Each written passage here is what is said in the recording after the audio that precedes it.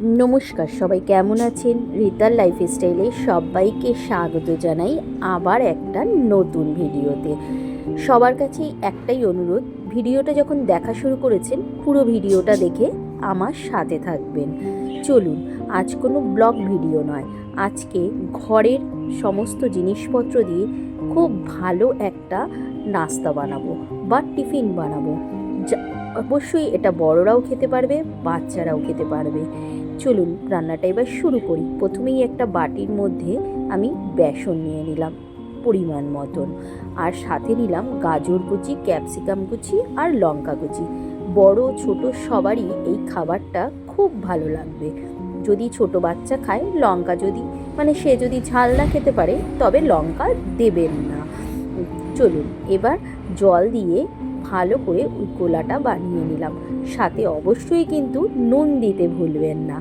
এর মধ্যে আপনি চাইলে অল্প গোলমরিচও দিতে পারেন, কিন্তু যদি বাচ্চারা খায় তবে গোলমরিচ দেবেন না। চলুন এবার ভালো করে ব্যাটারটাকে মেখে গুলিয়ে নিয়ে আমি 5 মিনিট রেখে দিলাম।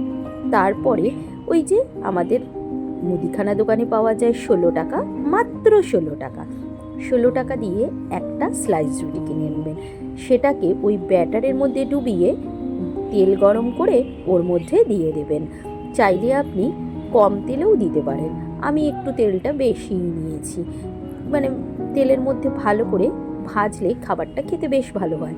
যারা একটু কম তেল খান তারা কম তেলেই গ্যাসের আঁচটা কমিয়ে ভাজবেন, তাও খুব দারুণ টেস্ট হয়।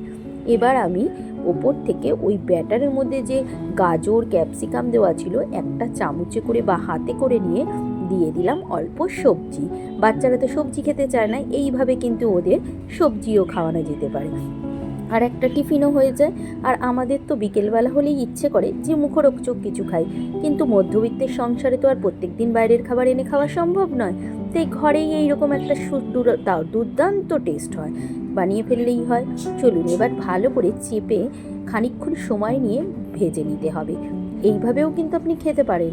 আর যদি এইভাবে না খেতে চান, আপনার যদি অল্প একটু পয়সা থাকে তবে দৌড়ে গিয়ে বাইরের থেকে একটা ছোট্ট চিজ কিনে নিয়ে আসবেন। চিজের দামও বেশি না, একটা ছোট্ট কিউব চিজের দাম হলো খুব বেশি হলে কোনো দোকানে 18 টাকা, কোনো দোকানে 20 টাকা। নিয়ে আসলেই হয়ে গেল, কারণ বাচ্চারা তো একটু চিজ দিলে খেতে বেশি পছন্দ করে। তাই জন্যই বললাম, এরকমভাবে দিলেও ওরা ভীষণ ভালোভাবে খাবে। যেই দিকে সবজি থাকবে সেদিকে চিজটা দেবেন না, তার উল্টো দিকে একটু চিজ গ্রেট করে দেবেন, দারুণ স্বাদ হয়। আর ঘরে যদি আপনার চিলি ফ্লেক্স থাকে বা গোলমরিচ গুঁড়ো থাকে, উপর থেকে দিয়ে দেবেন। অনেক বাচ্চাই আছে এই যে চিজের মধ্যে যদি একটু গোলমরিচের গুঁড়ো বা চিলি ফ্লেক্সও হয় বুঝতে পারে না, ওরা বেশ স্বাদটা ভালো লাগে বলে খেয়ে নেয়। চলুন এবার একটুখানি ঢেকে দিই, কারণ চিজটা তো একটু গলবে, এই খুব বেশি নয়, 30 থেকে 30 সেকেন্ড বা 1 মিনিট একদম ধিমে আঁচে ঢেকে দিলাম। দেখুন চিজটা গলে গেছে আর আমার টিফিনটাও রেডি হয়ে গেছে। চলুন এবার নামিয়ে নিই। খেতে দুর্দান্ত ভালো হয়। একবার কিন্তু অবশ্যই বাড়িতে বানিয়ে আমাকে জানাবেন কেমন হয়েছে। তবে আজকের ভিডিও এখানেই শেষ করছি। আমার ভিডিওটা পুরো দেখার জন্য আমার অনেক ভালোবাসা। সবাই খুব ভালো থাকবেন, আমার পাশে থাকবেন।